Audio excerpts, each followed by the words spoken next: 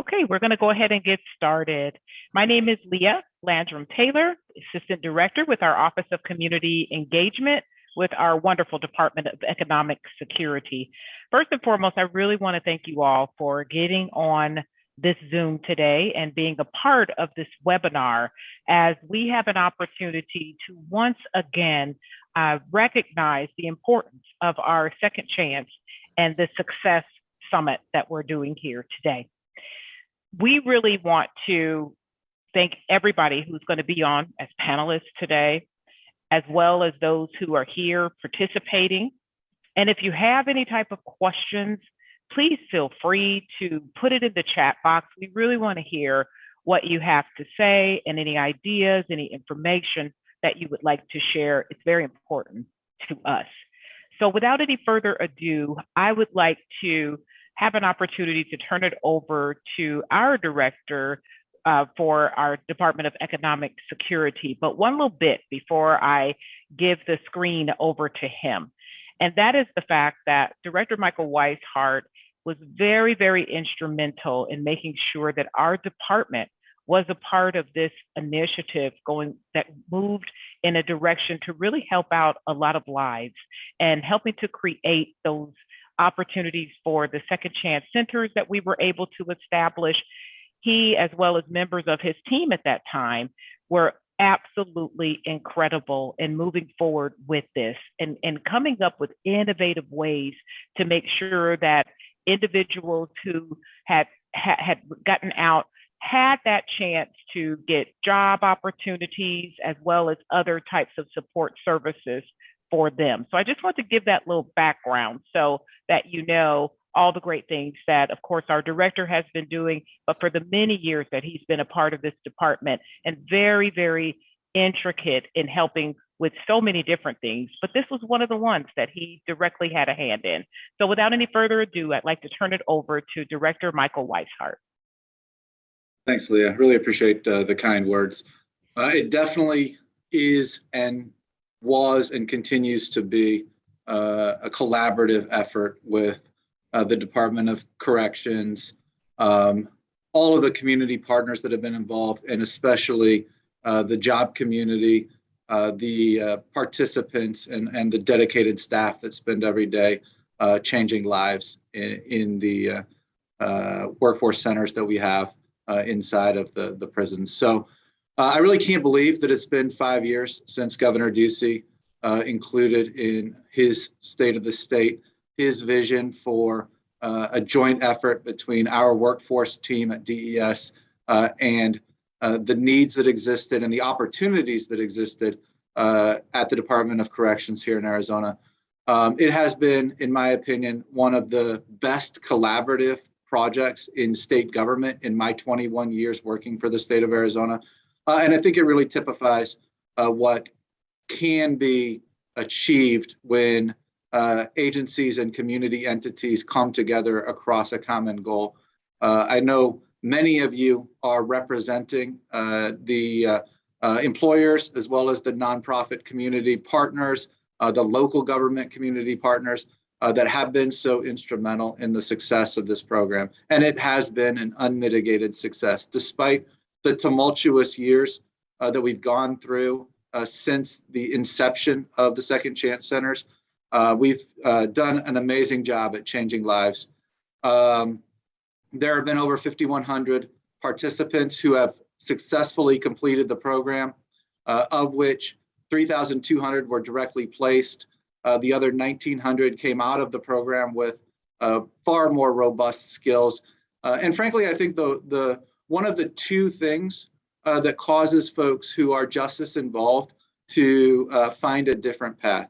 In my opinion, those two things are, first and foremost, a loved one on the outside that is committed to helping that individual stay out of trouble. And then number two, hope. And I think really the hope for a better life, the opportunity for a better life has been instrumental in helping us really curb recidivism and help individuals change their own lives. It's been a tremendous endeavor. It has been, I think, one of the most near and dear, positive, outcomes of my professional career. Really appreciate every single individual that's contributed to this. We have so much more to do. We have so many more opportunities, but taking a minute to celebrate the accomplishments thus far, I think is an important step. So really appreciate everyone coming together this morning and looking forward to the dialogue. Thanks, Leah. Thank you. Thank you so much, Director Weishart. And also a big thank you to Regina Weiler and April Jones, as they have been working tirelessly here in our department to make sure, again, as our director talked about, the collaboration and partnership, all the partners that are on this line today. We know that it was Regina and April that were directly contacting them, not myself or even the director did that. You guys were out there doing the good works to make sure that those that are continuing to work on this effort are flourishing. If you notice a little bit behind me in my virtual background, it's a little kind of wonky today, but there's a starfish behind me, and that is an important thing here within our department, that story of the starfish. And the Second Chance Centers reminds me of just that. So hopefully you all are familiar with that starfish story. I'd like to now turn it over to our MC and moderator for the day. And he's here again with us this year. We really appreciate you. You have a wonderful thing in common with me, and that's a last name. It's a powerful last name, Taylor. I like that. So that's Mr. Jeff Taylor. He's going to take it from here. Thank you so much again for joining us this year. Well, thank you. First of all, Director Weishart and Senator Landrum Taylor, I miss you down at the legislature. I'm sure you don't miss the legislature, but we miss you. So it's always good to see you. And thank you both for opening the Second Chance Success Summit. Many of the people that are on the call today are in very challenging positions, and this is a day of celebration and to really honor the good works that are being done by people that are working with sometimes difficult populations, but it's always great to hear success stories. And our first success story is from one of our DES colleagues who serves in the Workforce Development Administration.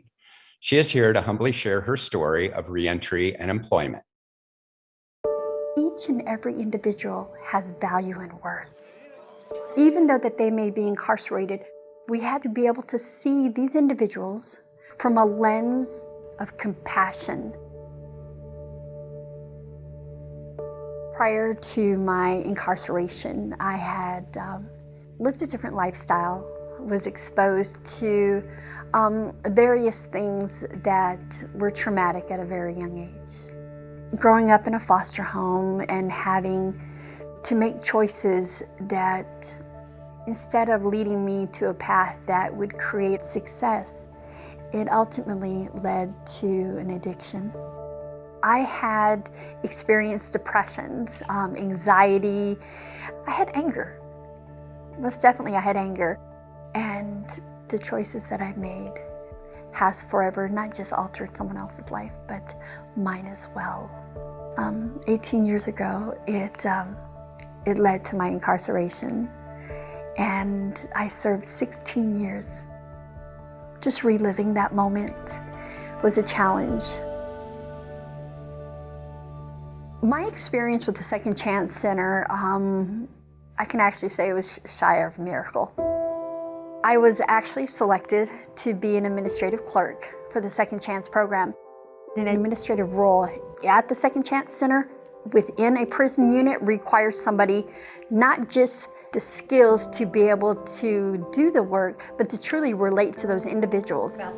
We were given the opportunity to go to various units and to be able to share why would somebody want to experience the Second Chance Center. The Second Chance Center taught me about how to create a resume, how to get connected to employers, how to do an interview, peer support. That was so important, and to support you in your endeavors to want a better life. I have to honestly admit that being there at Perryville changed my life. It gave me an opportunity to be able to get an education. I obtained my certification in workforce development as well as computer technology.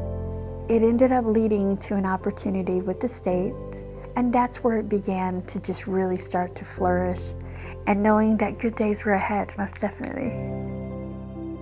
As a reentry employment counselor for DES, my role is to provide employment services for those who've been formerly incarcerated, to be able to aid them in their transition to be successful in the community. My experience allows me an opportunity to truly relate to my clients.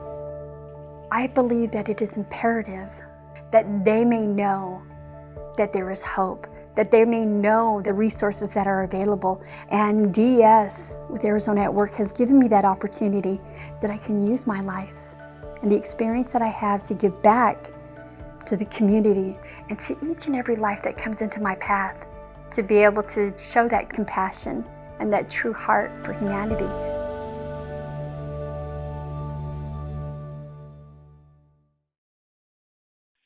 I just can't imagine, 16 years, serving time in Department of Corrections, and, somebody treated her like a human being and she has responded like a human being. And that's truly inspirational. So thank you, Carol, for sharing your story. And thank you to DES for giving her the opportunity of employment and successful reentry.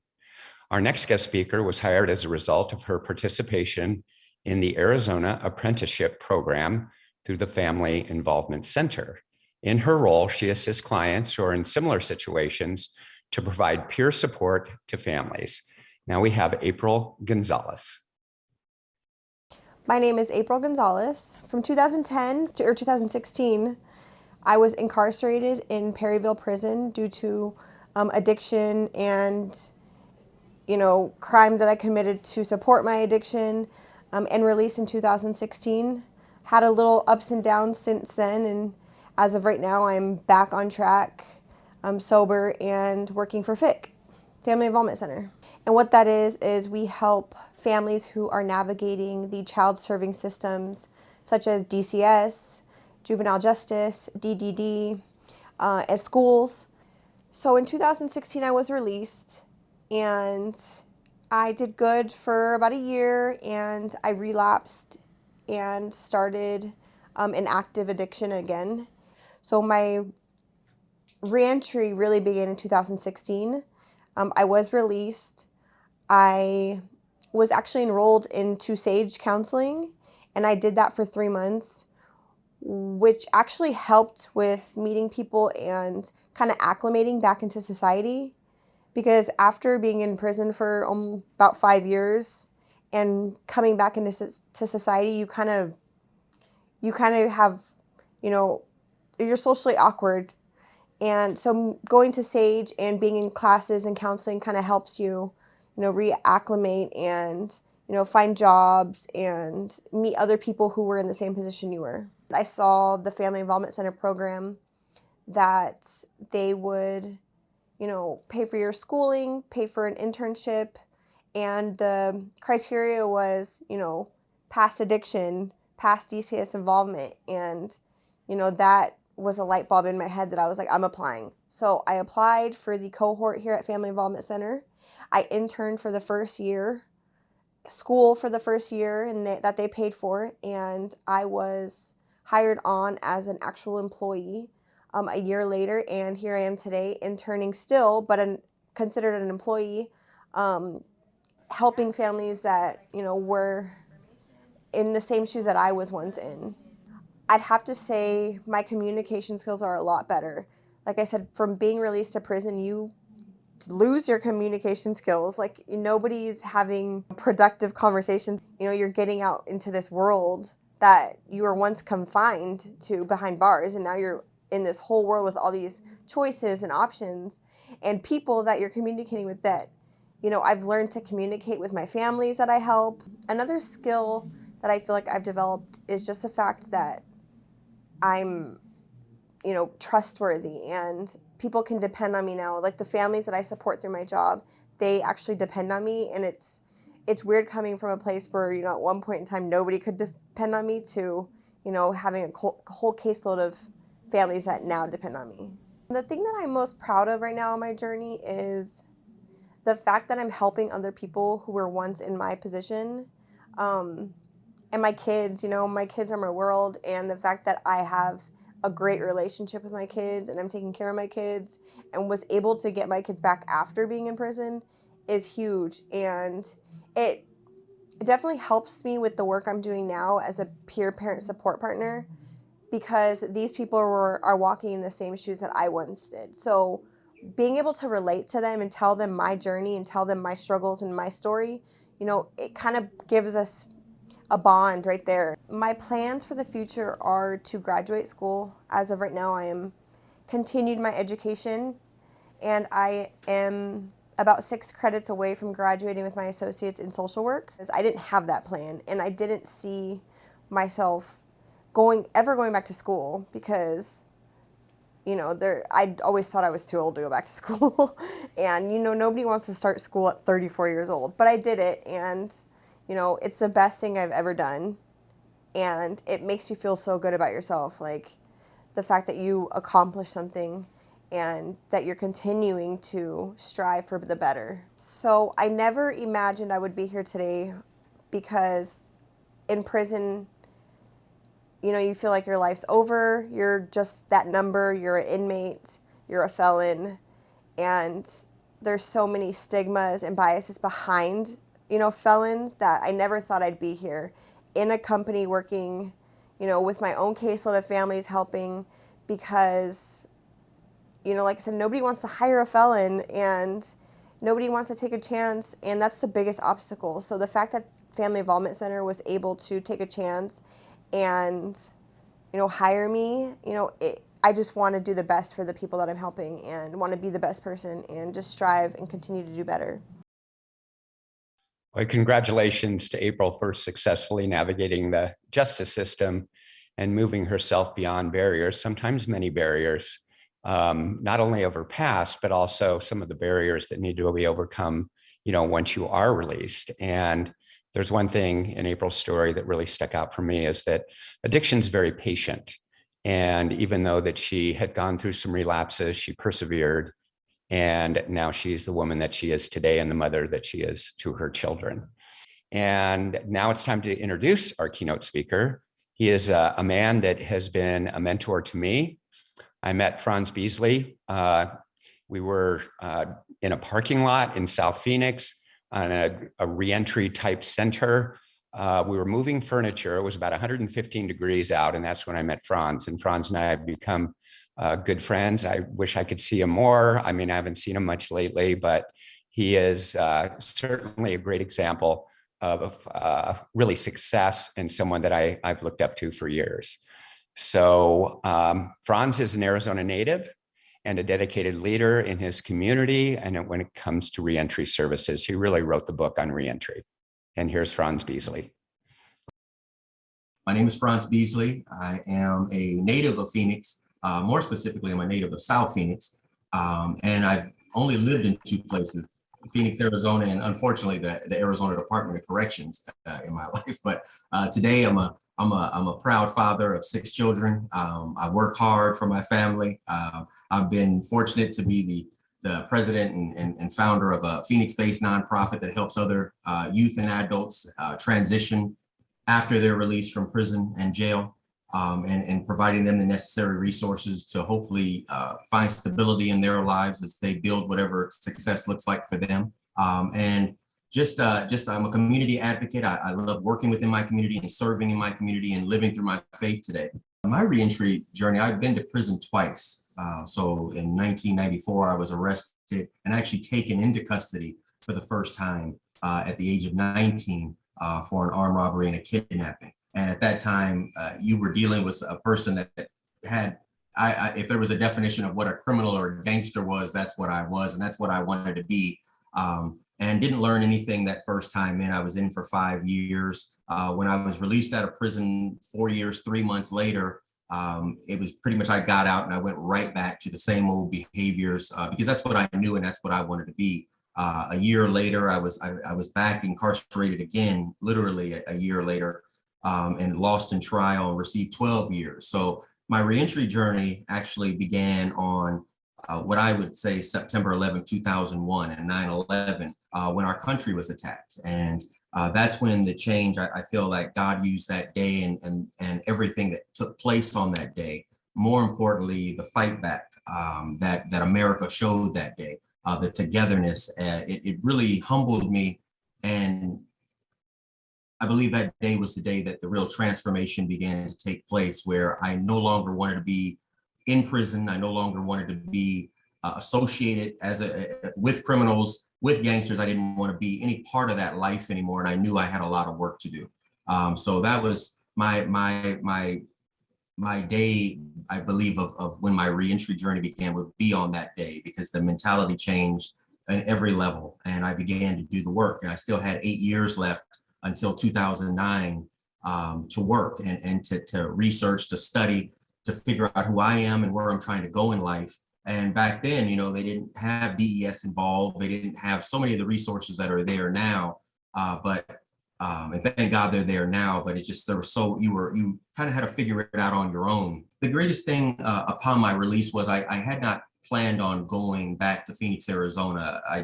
There were so many negative forces still out there within my family, old associates and people that just assumed I would be getting right back into crime again, and like clockwork. And I was going out of state to go and stay with friends, to start over in a place that no one knew me.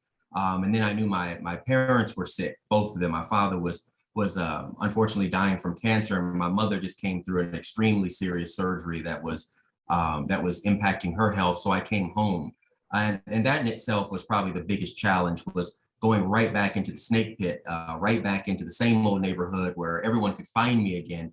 The only difference was that my mentality, I knew that I was changed. I knew that God had done a great work on me while I was inside. So that part didn't worry me about falling back into old behaviors or wanting to hang out with these guys. I didn't even, to be straight up, I didn't even want to know anybody, but I just was trying to stay focused on my parents. But I would say the greatest challenge was just being able to stay focused, even when you have negative forces sometimes coming around you again. That would be my largest challenge, I believe, was just needing to be comfortable saying no to people who had spent so much of my earlier life with me. I have a person or an organization that helped me find resources after my release. My parole officer at the time told me, why don't you check out Chicanos por la Causa? I didn't receive a ton of resources from Chicanos por la Causa. To be really upfront, I was pretty self-sufficient on my own. That's not saying they wouldn't have helped me. It's just in those areas, it's just, I was pretty self-driven. I like I said, I went and got my own car, went and found my job. So by the time I got to them, I took what they had to offer, and what they had to offer me was individuals like Eusebio Quesada. I always say his name because that was my first mentor, actually on this side of the gate where I was free. And he helped me in regards to just slowing things down. He knew I was a guy with a lot of ambition, and I wanted to get out there, and I wanted to change communities and change the world, and he was one that helped me to really remind me this is a marathon, not a sprint. Just take your time. That was probably one of the best services that I probably ever received. Was I built many very solid relationships that I still have with many of those people. I was released in 2009, and Eusebio and I are great friends. He helps me with other projects. He sat on my board of directors for years, and other people within Chicanos por la Causa that came alongside just as friends, as mentors. But yeah, and then I would say also Bill Montgomery, who was county attorney, former county attorney, now he's Justice Montgomery, of course. He became a mentor to me. Actually, I met him through a Chicanos por la Causa graduation, reentry graduation they asked me to speak at. And he was speaking there also. And I was fascinated that the county attorney sitting here with no, room full of formerly incarcerated people. And, he's probably the only white face in the room. He's just standing there, giving this speech and talking about, he's looking for opportunities. He'll mentor, he'll volunteer in different ways. And I contacted him. Those two men were the two people that became immediate mentors to me. And both of those happened through my connections with Chicanos por la Causa. So Easy Common Ground came into be in May of 2010, not long after my release.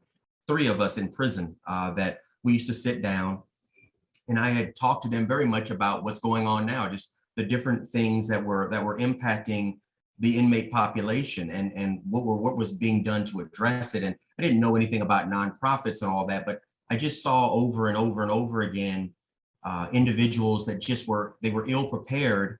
I wanted to put together something where we could address those type of needs. And I didn't even know what the full spectrum of that was. I just knew that we started having our meetings in prison.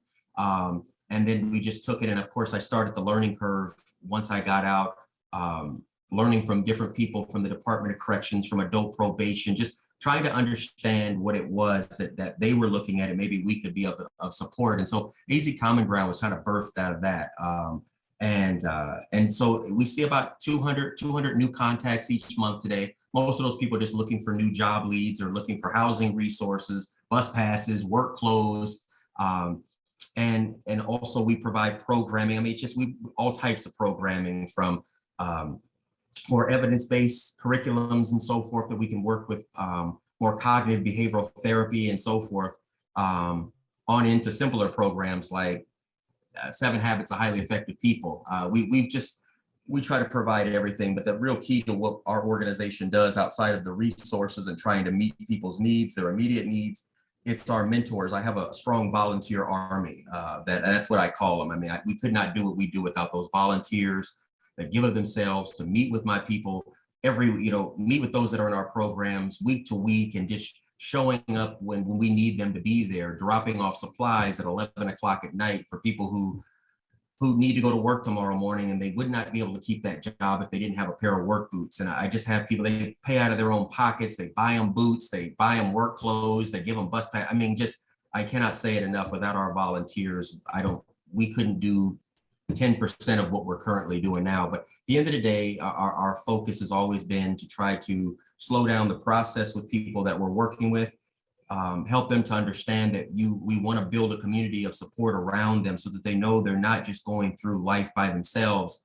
My focus has always been more medium and high risk individuals. Not that I exclude low risk, but medium and high risk individuals is really who I'm looking for, especially if they have more of a profile like what I used to have and what the type of lifestyle I used to be in, where I feel that individuals are actually being victimized, where someone could actually be harmed. And I feel like the work that we do actually reduces victimization. So, and which is really the key to why I do what we do at AZ Common Ground. I always like to say to people, if a guy like me can do it, anybody can. And I mean that in all seriousness. If I can do this, literally anyone can. And so, I guess that would be my only advice, is that you have to be able to look at yourself in that mirror and make the decision, the determination that my life is worth it, and it's worth changing. It's worth doing the hard work of trying to figure out what's next for me. Because it's not about what happened, it's about what happens next.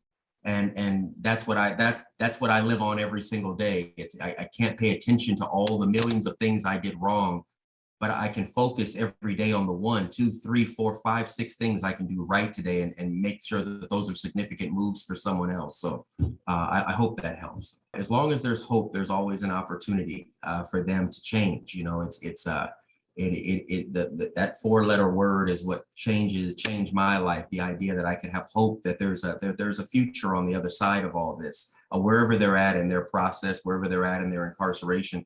The best part about living this life is that I have an opportunity to serve. And sometimes you forget that there are so many no's that are going to happen now that you've been in trouble with the law, and now your social security number is completely scratched up and tainted. There's one thing that no one has ever said no to me on. I can serve. I can serve anytime I want. Nobody has ever stopped me from serving someone. It's an unbelievable message that God gave me one day. You serve. That's what you're here to do. And that's where my life began. I absolutely look for opportunities to serve every day. And my life has never been the same since. Serving my family, serving my community, and absolutely serving my children. So at the end of the day, that would be my message for them. You know, once again, a very inspirational story. And, you know, when Franz talks about, you know, that his life is worth it, if you attend any of the programs that Common Ground has, is that he makes everybody in the room feel like their life is worth it. So he is certainly paying that forward. And as we hear all the stories being shared today, listen for common themes. You know, Franz and Arizona Common Ground are making success possible for those who have been recently released. In South Phoenix, as you heard him say, he deals with medium and high risk individuals. once again, a very tough population. So I just have a short story about Franz and how, he really thinks outside of the box. So back when Sheriff Arpaio was doing immigration sweeps in businesses around town, is that business then was left without a workforce oftentimes. So Franz would see that on the news and he would go to the business immediately and say, hey, I've got people that are willing to work right now. And he was able to get people employed that were, that had challenging pasts and were criminally justice involved. And, is that, that kind of pathway is the way Franz thinks. He thinks outside of the box. So we have some wonderful panelists joining us today. And each of them is so gracious to take time out of their very busy schedules to celebrate and commemorate Second Chance Month. So our first panelist is Paul O'Connell from the Arizona Department of Corrections. And Paul, if you could just take a moment and introduce yourself, and then I've got a question for you. Sure. Good afternoon, everyone. My name is Paul O'Connell. I'm the Assistant Director for Community Corrections for the Arizona Department of Corrections, Rehabilitation and Reentry. And I'm very happy to be here and amongst some friends, and be happy to tell you about what we're doing in the role of community supervision. Thank you, Paul. So what can inmates who are reentering do immediately after returning to the community, as well as in the long term, to facilitate successful reentry? Sure. Thanks for that question. I had some time to think about that question. And my immediate thought is that people just need to take a deep breath when they come out of supervision. Their anxiety levels are through the roof. There is a sense of fear of the unknown when they come out. And they just need to relax and get a sense of where they're going and how they're going to be getting there. So that fear is real. I see that fear every day when I come to work and walk through my lobby. It's the anxiety of, what do I do today? How do I get my appointments scheduled? What is my parole officer going to say about me? And the fear of that is not getting those things done, and the eventuality of people returning back to custody. That's real. And again, I see it every day. So what we're trying to do to minimize that is we're starting community supervision while they're incarcerated. We are reaching in to the institutions 60 days out. We are sending welcome back letters to those individuals who are coming back within those 60 days. We are having what we call meet and greets with the supervising officer to not dwell on what supervision is, but to talk about some of the expectations that we have, talk about the goals of where people want to be at when they come out of supervision, and just to have that conversation with them to try and reduce those anxieties. Once they do return to the community, we purposefully do not see them immediately upon release, unless you're a certain group of populations, like certain sex offenders, for example, seriously mentally ill, and the homeless population. They are released to our doors the day of release. But for the general population coming out, we usually see them a week after their release. And the reason for that is when they were coming to us immediately upon release, and we were going over our expectations, making them sign our conditions of supervision, they really mentally weren't there. They were thinking about what's my next meal going to be? Which restaurant am I going to go at? How is my family going to treat me when I come back to their homes? So those interviews that we've had with them was just an exercise in signing forms. So when they're made the decision to meet with them a week later, it was to give them time to take that breath, to get a lay of the land, to see what they have to do, and giving them kind of a path forward.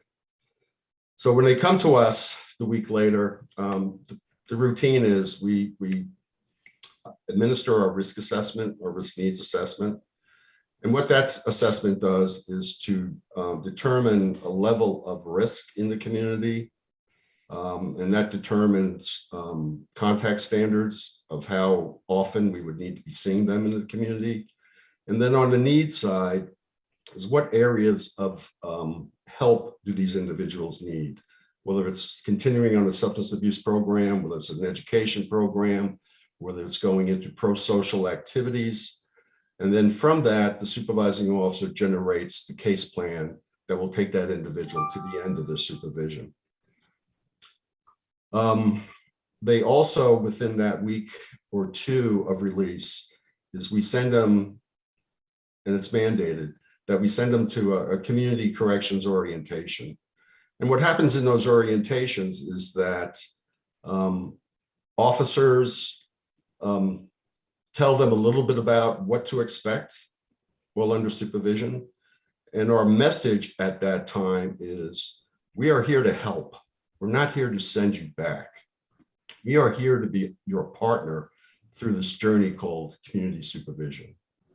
And then we reinforce that by having community providers on site. People like Access with their targeted investment program for medical services. We have Arizona at Work, who's been a great partner with us in telling them about the opportunities of finding employment and not waiting months to be employed, but having a job the next day after their meetings. We have peer mentors who come in. People have been served on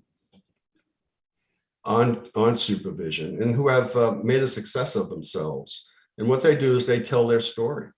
And oftentimes it's motivational. They couch it in such a way that there is hope. There is an opportunity to be successful if you surround yourselves with the right people, the right support groups, and be honest with individuals, that the officers, and asking questions for help. A lot of times people come and are embarrassed to ask for help, but the people that we have in these orientations are there to help. That's the main goal. That's what they want to do. And we hook them up with those individuals. So the orientations are very important. In terms of the partnerships, I mentioned Access, who's been a great help and a great partner, working with our homeless populations, and also on the medical and behavioral services piece of that. Arizona at Work, again, for the employment piece. Our community service partners come in and help them with their placements and other services. Peer mentorship, for example, is relatively new, I think, in the community corrections world. They've been there's an effort now to train people who are once justice involved to support those that are coming out. The Department of Corrections has actually hired some of those individuals, and they are phenomenal support systems for people involved on supervision. So Paul, I want to just interrupt you for a moment. And I wanted to let the people know that are attending today that when Paul came into, really directing reentry, about half of the people that our courts that were sending to Department of Corrections, they had already been there before. And Paul has been able to reduce recidivism by community supervision and the partnerships that he just mentioned. Also the orientation class, which I have attended. And not only do they have people telling their stories there, but they also have many service providers in the room for those people that don't have jobs and that they have good direction and guidance. So Paul, job well done. I'm a big fan, and keep up the good work, my friend. Great. Okay. Thanks, Jeff. I appreciate that. So in terms of long-term ideas to help them facilitate to be more successful, people need to surround themselves with support groups, people who are positive. You know, if you hang out with an old friend who you get high with, that person is not your friend. So find some positivity in your life. Be honest with your supervising officer, because there's a trust there. And then finally, don't run.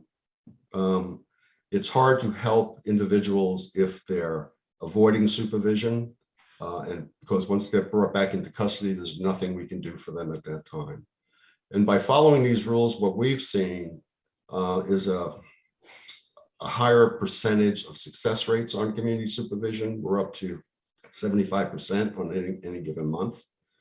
And that is a large increase from when I first came to the department about 10 years ago. So if people follow those things, taking a deep breath, trusting your officer, follow the plan, you can be on a positive trajectory for success and a hopeful future. So Thank you, Paul, very much. And just to remind everybody that since recidivism equals victimization and further crime, through the efforts at Department of Corrections and Paul, we have a safer community. So thank you again. So now we'll move on to Shonda Breed from Arizona Supreme Court. If you could introduce yourself, Shonda, and then I have a question for you also. Sure. Thanks, Jeff. Thanks for having me. Again, my name is Shonda Breed, and I work at the Arizona Supreme Court under the Administrative Office of the Courts, and I'm the Director of Adult Probation Services here. Thank you, Shonda. And what role can probation play to help individuals have a successful transition back into the community? Sure. I think first and foremost, I just love all the stories that we just heard. I would say, the most important role that we have in this juncture is to listen to those folks who have been involved in the justice system, to listen to those folks in the community, those working with these folks, and to really use this time to reform, to assess, to review our internal policies and our organizational system. A couple examples of that. We have something that we've done, and we got together about 5 years ago with my successor and several others, Paul O'Connell, DOC, federal probation, community-based organizations, church-based organizations, DES, tribal organizations. We got together and we said, how do we do things differently? How do we look inside in our own internal organizations and do things better? Because what we're doing now is not working. And we were gifted a training called the reentry simulation training. And so together we started to do that. And we became each other's support. And we started to strategize and talk about how we wanted to do things differently within our systems. But this reentry simulation is so powerful, impactful. And what it is it's a month in the life of someone who was just recently incarcerated, now released, and on some type of community supervision, so probation, parole. And what we found is that when we all went through the training, and as we train everybody else, is that community supervision is really, really difficult to complete. And so from that, and also bringing to the table the justice involved folks that verified it and said, yes, this is all true. It's really, really hard. But we looked inside, especially probation, and we said, what barriers are we creating? We looked at our terms and conditions of probation, for instance. We looked at our data. We looked at the feedback that we were hearing from reentry simulations. And some of our data said that, most of the revocations that were going back to prison were on technical violations. Those are the rules that we've created, not new felony offenses, but the rules of just being on probation, right? So we took a hard look at that. We invited some research partners, and we have been working on condensing those terms and conditions of probation. They were just passed to be utilized just about 2 weeks ago. So we're very excited about that. They're going to go from 22 standard terms and conditions of probation to 9. So we've taken away some of those ticky-tack fouls, so to speak. And we focused on the behavior of those justice-involved folks, and trying to push them in the right direction of the effort and the participation of probation, rather than one of the terms currently is, I will not use drugs and alcohol, right? But we all know that's part of recovery and part of the process. So why are we sending folks to prison on a technical violation such as that? So some of those changes, again, just a time to review, assess, reform in our systems. We have reduced recidivism by about 32% since 2008. And just very, very proud of that. But we have to continue. It just can't stop here. We have to do more. We have to have these justice-involved folks at the table so we can really listen. And we have to make sure that we're bringing the right people on as probation officers and probation staff, and make sure that we're trained appropriately. Even as I'm listening to Paul O'Connell speak and myself today, we have changed our language so much. We're talking about things like trust and don't abscond, we're here for you. And, we've developed a reentry program statewide, and we've now changed our policy so that probation officers have to reach in 90 days prior to release to establish a release plan so that they can help this person not fall through the cracks when they're released. And then as well, up to 6 months after release, we're telling probation officers, it's in our policy, you don't have to focus on the terms and conditions of probation. For the first 6 months, focus on the critical needs. Let's talk about where they're going to lay their head at night. Let's talk about if they have anything to eat. Let's talk about how they're going to stabilize, how to put them, with a great foundation moving forward so they're set up for success. So again, a lot of this moment, let's look inside internally what we can do to stretch the red tape and make some changes. Shonda, thank you so much. And I really appreciate what you were talking about on the technical violations, on really reducing, which is not a new crime, but engaging with that individual to keep them on the beam. Oftentimes it is to do with the relapse, and rather than to punish someone, to keep working with them. And as Paul O'Connell said, people that don't run, that stay engaged, they are the ones that really, benefit. And that's a whole change from 2009, when maybe a positive drug test or two would send you, back to being incarcerated. So thank you for your good work, Shonda. Thank you. Okay. Next on our panel, we have Jana Scott. And Jana and I go way back, and we share a common faith. And again, Jana is a great example to me on really how to live life, and not only just to talk about, how you act, in your faith, but also how you behave in the community. So Jana, if you could just introduce yourself, and I understand you have a PowerPoint. Yes, thank you so much, Jeff. And also just want to thank the director and former Senator Leah Landrum Taylor, and shout out to Regina and April as well. Just so honored to be on this call today, and just briefly wanted to share some of the things that are happening with Central Arizona Shelter Services, and also the African American Christian Clergy Coalition as it relates to reentry. Next slide, please.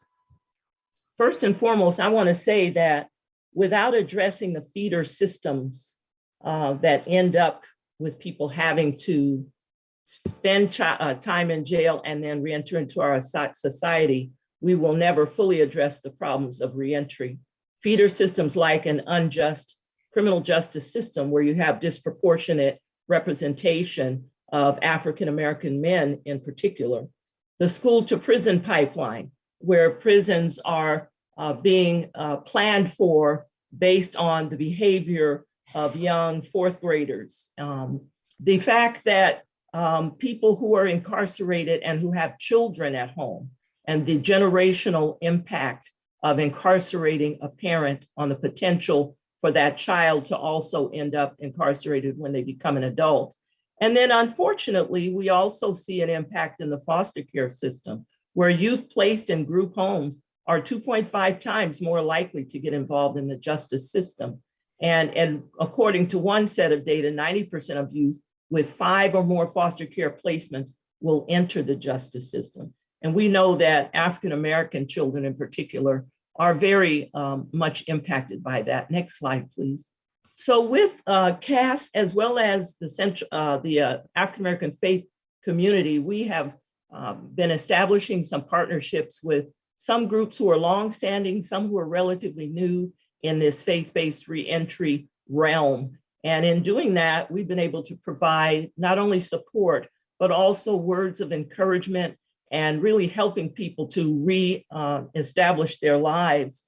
Groups like House That Love Built, which is a home for formerly incarcerated women, Hope's Crossing, which is a program that works with women coming out of prison in a 7-week program to build back their spirit. Prison Fellowship, who you're all familiar with, alongside Ministries, who really does walk out the important aspect of coming alongside people. When the gentleman talked about people who surround you and your friends, alongside has been doing this for years, coming alongside people coming out of prison to provide them with support and hope. Hustle Phoenix, that has been helping young people, particularly who come out of prison, to establish their entrepreneurial skills, which many of them have going in, but for whatever reason, they had not been able to leverage them in a way that was legal in our society. Teen Challenge, who of course, everybody knows about the 50+ years of Teen Challenge's experience, with about a 90% success rate in helping young men and women turn their lives around. And then of course, working with many of our local churches.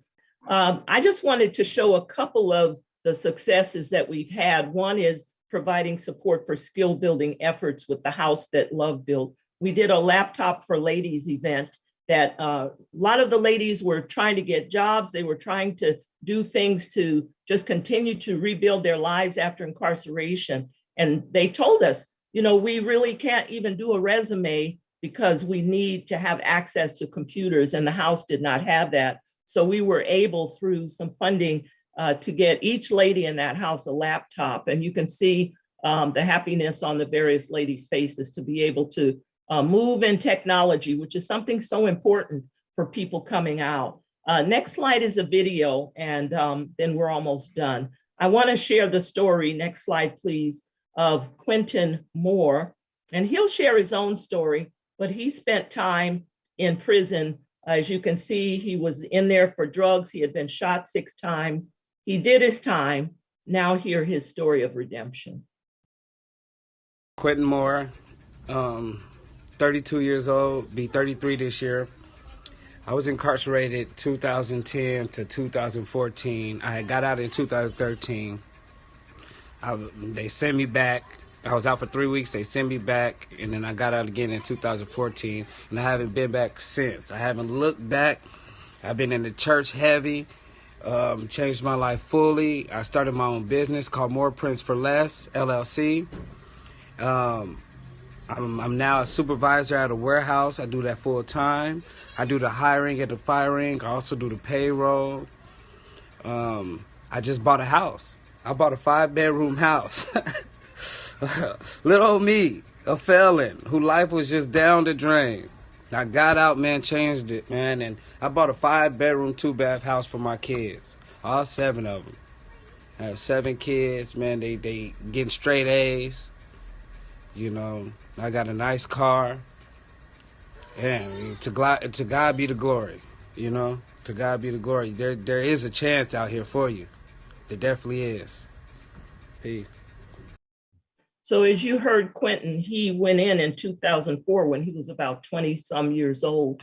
And what we have to realize that many young men are getting caught up in this system, some because of the feeder issues that we deal with in our society, others because of life choices. But what we as people in faith and community want everyone to understand is that we are tripartite individuals. We are mind, we are body, but we are also spirit.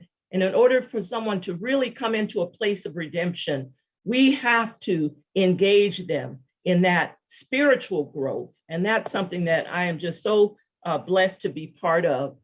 We at CAS actually are looking to hire people who have come out, and any of you that have people that are looking for a position, you know, after COVID, everybody is being called to do business differently. And we believe that through peer mentoring, peer support, people like Quentin, although he has a job, but people who've really come out and are seeking or have sought to reestablish their lives can hopefully help many of the people who came to CAS. And we have about 40% who came to CAS directly out of the prison. So much of the homelessness that we're seeing are people who have had records, and we've got to get behind them with this. What faith communities can do is be in touch so we can engage you in this effort. There are so many people that need assistance, and we want to be sure that you're there to do it. So the last slide, and I'll end with this. Remember those who are in prison as though in prison with them. It comes from Hebrews 13:3. Don't wait till they get out. Like the man said, they're going in 90, 60 days ahead of time. Let's go in even earlier than that and help people come back to being productive, responsible, God-fearing, God-loving citizens in our society. Thank you. Jana, thank you so much for your presentation, and also for Quentin. What a, I mean, that's like, if you're in this business, that's like getting a paycheck listening to Quentin. So thank you for your good works. Also in the chat, Stephanie Golden from Pinal County, the Pinal County Reentry Project, went through the reentry simulation and highly recommends it. I recommend it to anybody on this webinar today. It's really eye-opening. And with that, we're going to move on to our final panelist. And today we have Tim Tucker, DES Reentry. Tim, if you could introduce yourself, and then I've got a question for you. Great, thank you, Jeff. Tim Tucker, Deputy Administrator with Workforce Development Administration within DES. And reentry is one of our programs that we oversee.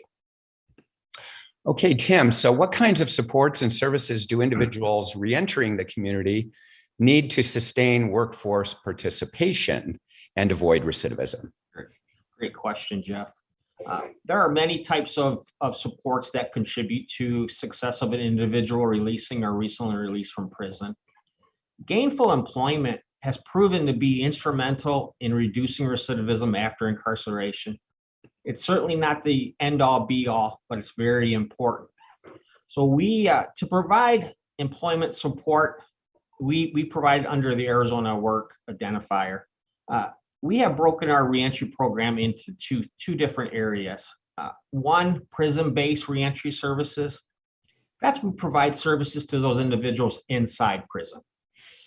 The second part is community-based reentry services, where we provide services to those individuals outside. We definitely feel there's a need for all the areas. That's why we kind of revamped our program to make sure that we're touching on all those areas. Our first prison-based reentry services, Director Weishart, to start off, talked about the Second Chance Centers. We're in 3 different locations within Department of Correction, Rehabilitation, Reentry. And he highlighted the great partnership that we have with Department of Corrections and Rehabilitation and Reentry. And the success of that program really is the partnership between both entities. The Second Chance Centers provide 8 weeks of workforce and educational program tailored to equip Arizonans' reentry population for success after incarceration. The programming is effective in reducing recidivism and improving job readiness by matching former inmates to sustainable employment and community resources and support to help them secure tools that need to achieve self-sufficiency.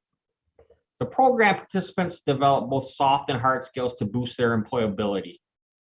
We find that their confidence often improves, giving them the determination they need to be successful in their community.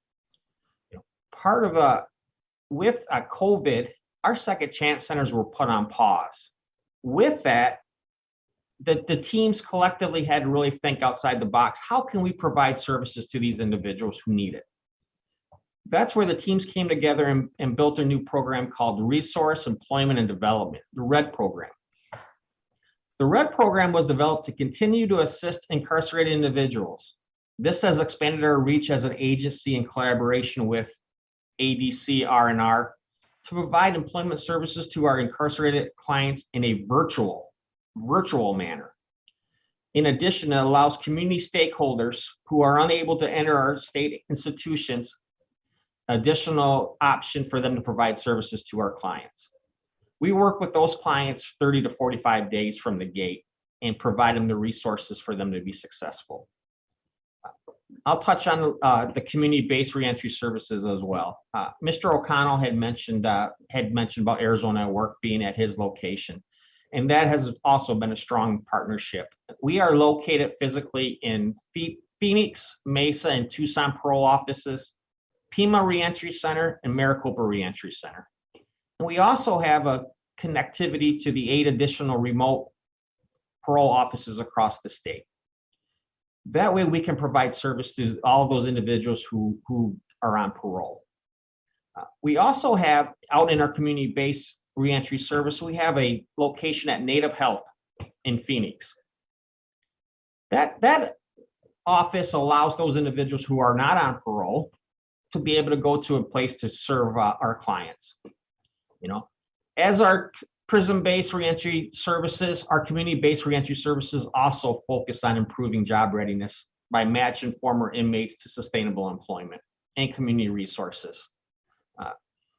Our goal is to serve 50% of those individuals getting released from Department of Corrections facilities, with anticipation of being able to serve more as we move forward into next fiscal year.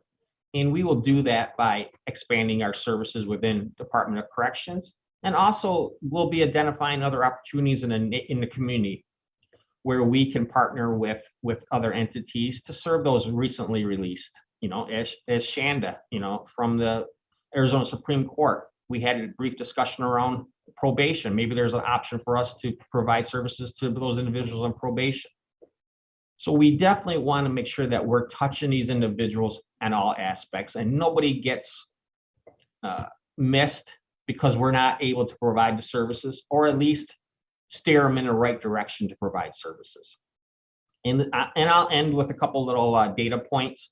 Director Weishart had mentioned the Second Chance Centers. We had 5,100 participants, 3,279 obtained employments. But I'll touch on a few other data points that I think are really important, just to touch on how we're providing services to those individuals. With that RED program, which started in July 2020, we've served 1,152 clients.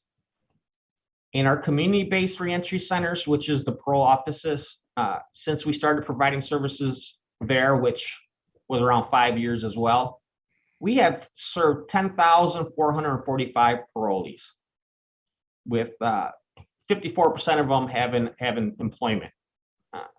So we're definitely looking for ways to serve those individuals, whether it's inside or outside, and we also want to add one tool that community agencies, employers can have is federal bonding. We have federal bonds that are available to employers who hire anyone who is justice involved.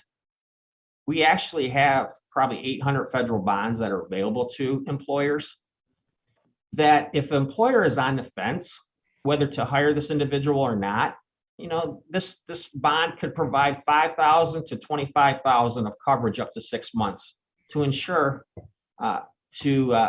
if something may happen. Thank you so much, Tim. And just one thing that really kind of stood out in your presentation is the work that you do inside the prison and getting people prepared. People, once again, with addictions, that clock kind of starts ticking in their minds on that release date. And what you're able to do is kind of reconfigure that thought process towards positive pathways once they are released on that day that they're released. So thank you for your good work, Tim. And really great panel discussion from all of our panel members. Now, moving on, an arrest or conviction record can significantly impact the ability to get a job. Second chance employers assist in reentry by providing opportunities to those who are ready to engage in the workforce and contribute back to their communities. So we have Robert Demeter from DES Employment Engagement Administration is joining us this afternoon to highlight a few of those employers. And welcome, Robert. My name is Robert Demeter, Reentry Employer Coordinator for the Employer Engagement Administration. The Workforce Reentry Program for Arizona inmates leaving prison was initiated to help those individuals break the cycle of incarceration and provide them with a path to employment and self-sufficiency. Using this unique pipeline of job-ready individuals who complete our integrated workforce program is a great opportunity for employers to fill open positions with dependable workers. Here are a couple of videos from employers who are giving second chances to Arizonans. I want to talk a little bit about the opportunities we provide for second chance employees here. We have several people in our upper management positions out in the field who came to us fresh out of prison or fresh out of a halfway house. And the thing that we gave them was an opportunity to grow and earn and get trained. I mean, some of the best people we currently have in the organization came out of the Second Chance program, and when they came to us, they were in a place where they were really ready to make a significant shift in their lives, in their behavior, and in the trajectory of their future. I would love to thank DES and Second Chance for providing this opportunity for us, because as an employer, like I said, we have found some of our best employees who have been with us for 10, 15 years from that program. It's a remarkable opportunity, and we're fortunate to be partnered with DES and Second Chance. Hi, my name is Joe Urbank. I'm the General Sales Manager at Specialty Graphics Incorporated. We've been in business for 31 years, and we've worked with the Maricopa County Adult Probation Department along with the prison system in Arizona for that length of time. And we've been very grateful to have the opportunities and the employees that we've had come through our doors. We're also very grateful for the Second Chance program that started 5 years ago and all the opportunities that has brought us as well. We'd like to thank everyone in the Second Chance program and everyone who has been involved in it. Okay, I'd like to thank Robert for those highlights and also for arranging, the different employers that are on there, one of many that are available in the community, and it's a list that is growing. Turning our discussion to adult probation, I would like to introduce Sarah Douthit. Welcome, Sarah. Please introduce yourself and share with us the transformation of Coconino County probation and the way it has changed outcomes for those seeking a second chance. I would be glad to, Jeff. Thank you so much. And thanks to all of the wonderful stories. You talked about it being like a paycheck. It sure is. Listening to Carol and Franz and Quentin and April is just heartwarming and really highlights, I think, the successes of our shift. And so I'll tell you, when I started in this business 20 years ago, it was very much a rule-driven type of process. We were very cookie cutter in our approach to the supervision of clients. But I'll tell you what, the officers that we're hiring these days are viewed as agents of change. We know that things like social determinants of health, mental health conditions, addictions, lots of folks talked about employment and addiction and criminal mindset and friends. Those are all the things that our officers look at now to provide support systems in our case plans and supervision. And so we've moved away, and we're moving away from a more sort of reactionary criminal justice system to one that I believe inspires more hope, is more optimistic. And I believe that our probation officers are critical in those changes. I can tell you that since our baseline year of 2008 that we started measuring these results, we have seen in any given year anywhere between 30% and 70% reduction in those that are under our supervision going to prison from revocation. Those are real families with, with children, and they're contributing now as tax-paying citizens, working and helping to create a safer community. And I am just so proud of our staff for helping to contribute to those successes. Thank you, Jeff. Sarah, thank you so much, and all the good work that you do up there in Coconino County. We have, exciting information and have presented some updates from all over Arizona. So next on our agenda, we have education. Actually, we have Ms. Karen Lorson from Adobe Mountain School joining us to talk about the Career Readiness Program and the Department of Juvenile Corrections facility in North Phoenix. And your class, which really makes a difference with our youth. And can you explain a little bit about your program, Karen? Yes, it's a pleasure to speak with all of you today about our transition program and the resources that are provided to Adobe Mountain. Regina, we can't thank you enough for all you do for our program and our school. Thank you to ASU as well. The ASU team, which consists of James Short, Heather Griller Clark, and Annie Grayson, provide us with a digital curriculum on tablets, which emulates our transition class and all the lessons that we teach to our youth. Arizona at Work, Regina Weiler, and DES provide us access to the community resources, job readiness skills, and access to all local employers. Arizona at Work has provided the community partners who come in and speak to our class regularly. The apprenticeship program is a big part of our program as well. They help the youth understand the industry and the opportunities that they're able to get when they leave Adobe. Chicanos por La Casa helps our youth with resources and getting jobs. Native Health, thank you, with all the provided resources of getting jobs and access to mental and behavioral services upon release. That is amazing for every single one of our youth that leave Adobe here. DS, we all know what you do and the outstanding services that you provide for our youth here too. We can't thank you enough. We're also lucky to have AAA Landscaping, Ben Casaneda, who is one of our employers, who provide the kids with immediate job opportunities in landscaping when they leave. We've had great success with them as well. Our youth at Adobe also have the opportunity to leave with many certifications. A couple of them are done through our class, also through culinary and other programs. Ours are a career readiness credential and retail works, which automatically gets them in the door when upon release of a date. The youth at Adobe exit with a transition portfolio, including contact information, as well as resources to help them in any area. They're given plenty of information, plenty of phone numbers. So if they get stuck out there, they just can pick up the phone or even reach back to Adobe. Thank you to all of you that have helped our youth at Adobe. It makes the success rate that much better. Thank you. Thank you so much. And again, that is a difficult job, working with our youth. And I have toured that facility at Adobe Mountain and was very impressed, especially in the educational opportunities that exist there. So thank you for joining us today.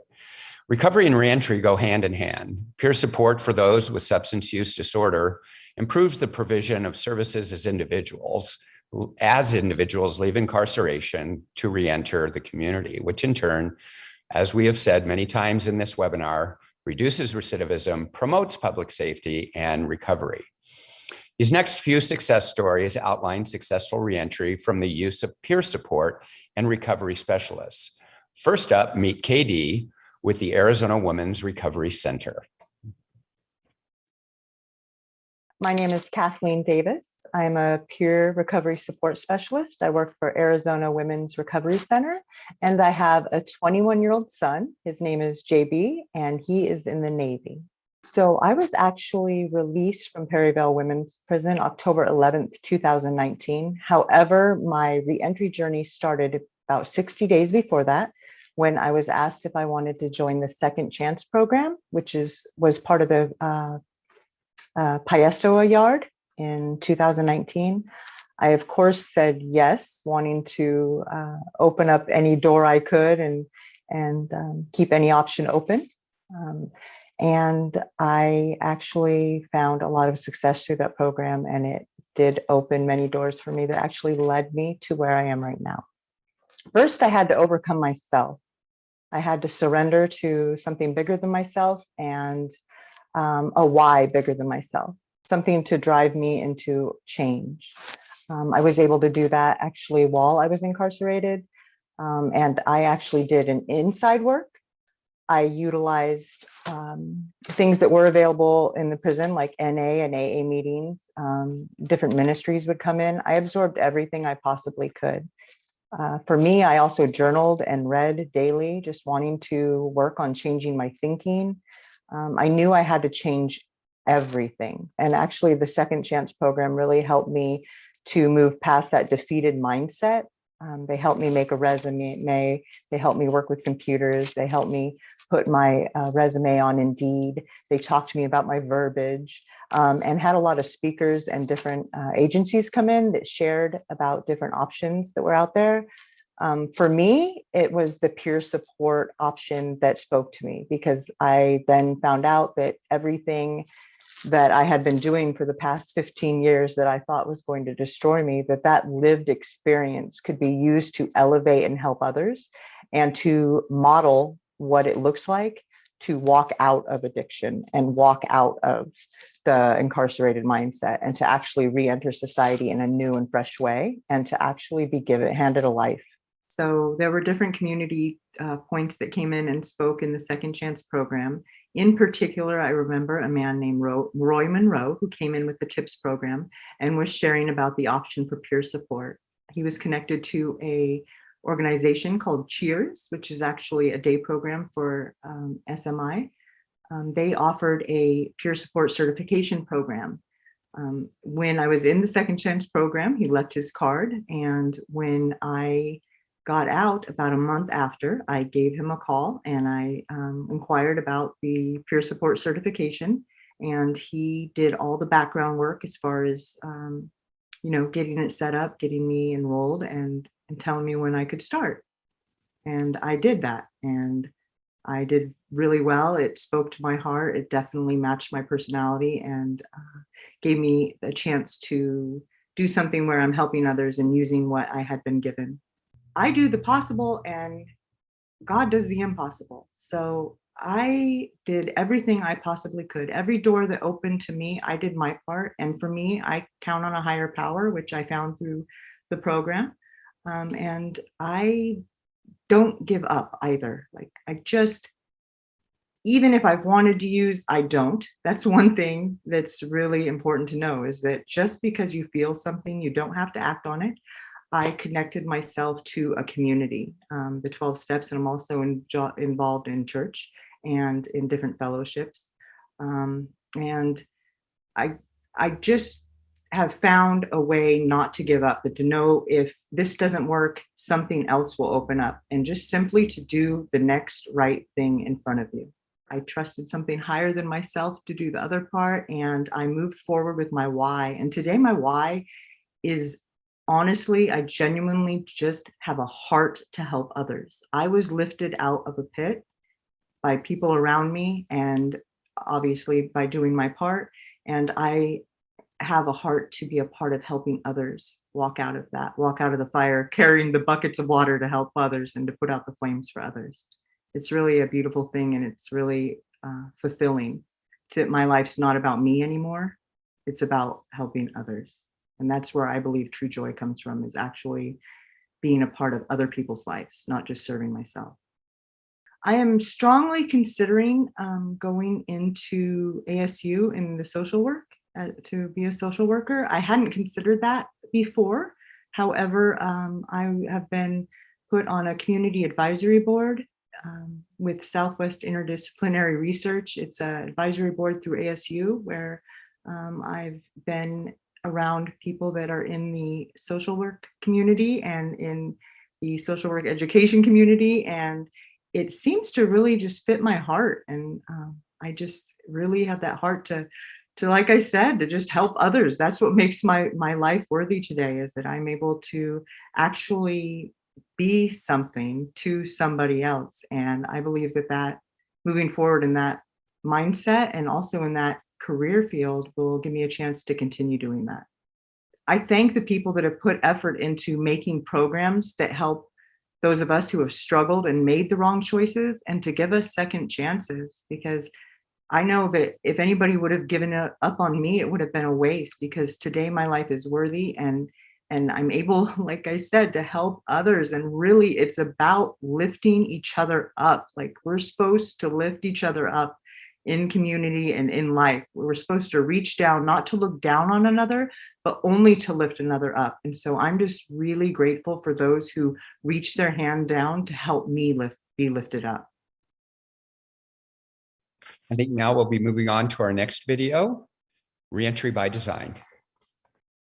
Today, I'm joined by Brett Matosian. He's the founder of Reentry by Design, that aims to offer support to people who have been incarcerated and are ready to reenter society. Brett, thank you so much for joining this conversation with me today. How are you doing? I'm doing great. You're surviving the pandemic well, I see. This is good. I am. Thank you, Brian, and thank you for having me here today. Absolutely. So the name itself, Reentry by Design, there's a little bit implication there that people who have been incarcerated maybe are re-entering not by design. Is that true? Absolutely, yeah. So that's one of the reasons we started the organization in the first place, was we recognized the need to better prepare people when they were getting ready to re-enter society. Many people weren't being given, a good plan for re-entry. And if they were, it was a plan that started late in the game, maybe 30 to 60 days prior to release. So we saw the need to get inside far before their release date and begin working with them to design a reentry plan that was tailored for the individual, not a boilerplate type of solution. What are some of those needs that you see in the people that you work with? What are they dealing with, or what are some of the, maybe this is a better way to ask the question, is that I've never been put in that position, in that situation. It's hard for me to imagine what's needed for a person to make that reentry process successful. So what's the hidden world, and what are some of the obstacles that people face? Well, it's actually pretty challenging, Brian. There's two real components to it. And the first is working with the individual's mindset, because many of them have gotten into the habit of believing that they've had this learned helplessness, that this is their life, that there's nothing better for them. And so one of the first things that we need to do is kind of help them understand that there is hope, that there is a brighter tomorrow, and that we can move them in that direction with the appropriate plan. So one is getting their headspace right. And then on the other side of that is dealing with all the uncertainties, the mechanics of re-entering society after a period of incarceration. Things like, where are you going to live? Where are you going to work? How are you going to get around? Do you have clothes? Do you have shoes? Do you have food? Do you have family that you want to try to get reunified with, but you aren't really sure how to go about doing that? Do you need help with your credit? Do you need so many aspects that are, surround reentry, and all of these represent areas of uncertainty for those that are getting ready to release. And it creates a sense of fear and anxiety, and they don't know what they're going to do when they get out. And so without a proper and crafted plan, then they really do, in some cases, panic when it comes to the actual act of reentering society. So for most people, we don't roll out of bed and be like, oh, I think I want to help people coming out of prison. This is a vocation, yeah. Right? And the definition of vocation is where our deep happiness and the world's deep hunger meet. So how did you get passionate about this particular issue? It's a great question. So I should probably start by saying that I once was incarcerated myself. So after making some terrible choices back in 2006 and 2007, I ended up being sentenced to a 5-year Arizona Department of Corrections sentence. I released out in September of 2013. And it was then that I really learned that I wasn't prepared to re-enter society. There were a lot of things that I didn't know how to do. It's not like I had been incarcerated before, or I had been through it before, so I had no idea what to expect. And it really didn't adequately prepare me, in my mind, for re-entry. And so it was at that point that the seed got planted, that I started to realize we need to do something different. We need to start working with people at an earlier stage, much earlier than they were at the time. And in a perfect world, as much as 12 months prior to release, to begin helping design a reentry plan that's tailored to the individual and addresses all of that individual's needs. I kind of liken it to this. I kind of liken it to if you have a car and you're driving down the road and you have 3 perfectly good tires, but 1 really bad tire, that 1 really bad tire is going to cause you to probably have a blowout and you might get into an accident. Yeah, you're still not going anywhere with 3 good tires. With 3 perfectly good tires. So my thoughts are that if you address someone's employment issues, their housing issues, and their family reunification issues, but you ignore their substance abuse challenges, then you're probably going to have a blowout. You're probably going to end off in a ditch somewhere down the road, which for these guys or for us is being reincarcerated. We were chatting before we started filming, and this was kind of mind-blowing to me, is that you said that you were having a lot of fun with this. It's like, I'm not sure where the fun aspect comes in, but then you were talking about new beginnings. Yeah. So I love people. I really do. And this is really all about people. Granted, we're dealing with individuals who have made some really bad choices like I did, but they're still people and they all have dreams and they all have hope. So the fun part for me is when I get the opportunity to talk with individuals one-on-one and begin to talk about how they got to where they're at, what caused them to go down the path that they went down, and then help them to self-reflect on why that happened, help them to think about where they're at, and help them think about where they want to go. And so the fun part of it is really when you get to that realization that there's a better life ahead for them and that it's attainable and that they can do it, is fun because it's like a light switch going on. That light switch goes on and they become a different transformed person. It's amazing and it's fun. There's a lot in there for all of us, because there's an awful lot of people in this world that do feel trapped. Yeah. And you don't have to be incarcerated to feel that way. So to try to apply some of these lessons to our own lives, for those of us who have never had this experience, that it's never too late to start over. Well, my name is Tanya Alegria, and I am originally from Los Angeles. I came out to Arizona in 2005 to make changes to my life and to the lives of my children. I struggled with addiction in Los Angeles. Grew up in a household with a single mom and who also struggled with addiction, and experienced a lot of trauma growing up in her house, and left my house when I was 13 years old. And I joined a gang. I had 2 options, and some young people were prostituting and some were joining gangs. And I decided for protection that would be my decision. I also met domestic violence and street violence while I was out there on the streets. I was a homeless teen.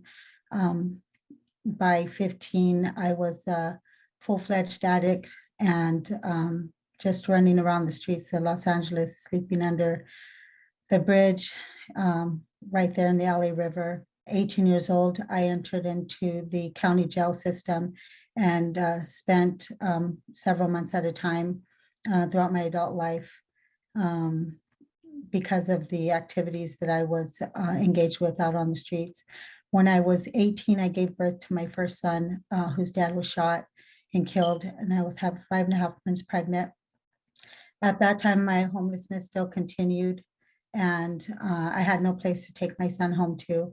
I was in the hospital, and my sister came to see me, and I was crying. And I said, I don't want to take him to my neighborhood because of all the violence that we were experiencing there. I asked my sister for us to go, and she said, I bought you a ticket so that you can come out here. And so with my 4 kids at 1 o'clock in the morning, I jumped on a Greyhound and I headed to Arizona, and I cried as the streets of Los Angeles are passing by, all these memories in my head of who I am And all I know to be is becoming more and more unfamiliar. I just prayed to God. I said, I don't know what's out here that you couldn't give me in Los Angeles, but if you save my kids, then I will spend the rest of my life serving people like me. And so I went to Young and I spent almost 6 years there. That's where my recovery started. I've been in recovery for 16 years. I've been in the field for over 10 years. I was broken down. As a matter of fact, when I left town, one of the older gentlemen there, one of the older cowboys said, Tanya, he said, I want to tell you something. When you came, you looked very broken and the light was out in your eyes. And now you're leaving town and you're headed out to make a change in the world, and you have this bright shining star in your eyes. And it was because of that town. It was because of the people. They embraced me. They filled my cup with hope. They saw things in me that I couldn't see for myself. Those were the best and continue to be the best memories that my kids have there. I learned how to be a mom. I learned how to be a neighbor. My sons went on to serve in the United States Army. I got hungry for life. I didn't even know if I was going to make it. And at times I didn't want to, but I feel like there was a greater plan set before me. And I grew healthy and strong. And I thought there is so much power in the human experience. No matter where you're at, whether you're working in facilities, whether you're working at a school or in a jail, the power of the human experience can change somebody's life for the better. And those people knew nothing about the life that I lived. So I spent some time in Payson. Then I moved to Gilbert, and I just a little over a year ago purchased my own home myself, bought myself a new car. I'm a program manager for an outreach team that serves people struggling with a serious mental illness who are chronically homeless and suffering from addiction. I work to improve the quality of their life with my team and to transition them out of homelessness. I'm currently working on my bachelor's degree and God willing, onto my PhD. I'm just one in an entire almanac or library of stories that are out there that really do need that assistance and that support. And most of all, that faith that they can change, because sometimes you have to see it for other people because they can't see it themselves. So my goals are my own program, and wherever I could share a message about our duty to come to the aid of others, that's what I intend to do. And to keep my promise to God. As I asked him to keep his promise for my kids, I'll serve people until I'm gone. Boy, you know, Tanya always gets me going. That concludes our program for today. And I want to give a thanks out to also KD and Brett for the good works that you're doing. And Katie, you know, really, you know, pushing forward. You know, somebody who has been through it is most effective in helping those people that are going through it. So those of you that work with these populations, I'm just going to go off script here just for a moment, but I want to show a picture to everyone.